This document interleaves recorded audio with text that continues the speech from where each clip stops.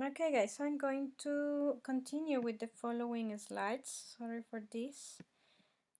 And I'm going to show you some examples of speciation, okay? So we have Alberts versus Kaibak squirrel.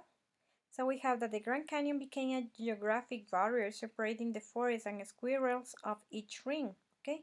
And that species that was years ago was just one species. It was divided and separated in 4 different species because of the habitats, the characteristics, and the limiting factors that these squirrels were facing off. Okay. So another cause of isolation of population or example is early. We have this example. Okay, early fox population spreads northward and southward and separates. So we have one species and what's separated, right?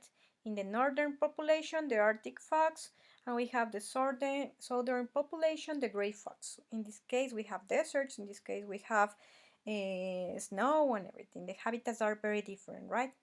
So they are adapted. They got adapted to cold through heavier fur, as you can see, short ears, short legs, short nose. White fur matches snow for camouflage. And this one that lives in the desert adapted to heat through lightweight fur, so it's different, and long ears, legs, and nose, which give off more heat. Okay, so that is another example of speciation. Another factor that causes isolation and speciation is the plate movements.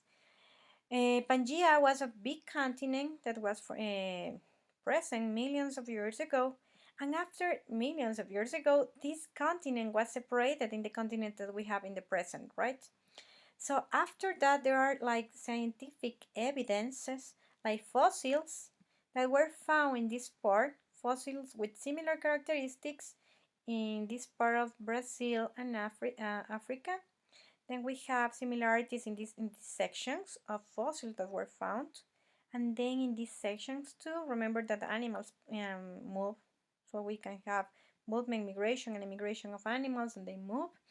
And then another kind of examples of similar fossils here, okay? But fossils that are from millions of years ago.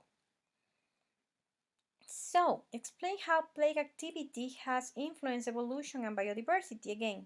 This is plate activity. Plate is the terrestrial zones that move in the continents. So, land masses move across climate zones, so they change the climate zones, as you can see where they were separated. Then migration routes open and close, so the animals move. And geographic isolation is when, for example, islands are formed, and those islands are separated from the continents. That is a geographic isolation. So as you can see, this plate movement, how that it happened because of volcanic eruptions, earthquakes, all those factors cause this kind of plate movement. So we have here Great American interchange of animals in the previous eras. Also, volcanic isthmus of Panama rose up from the seafloor to bridge the continents here in this place. So that's why we have so many different species and the biodiversity is higher in this continent. But why does Australia have such strange animals? Why do you think that we have like unique endemic animals that are very strange in Australia? That is another question that is in evaluation. But why do you think that? Maybe because it's an island? Because it was isolated years ago? So I want you to see Australia is located here, is isolated from the rest of the planet, right? Australia here, so it became isolated is because of that maybe. Okay, now that's it. Those are the examples that I wanted to show you, okay?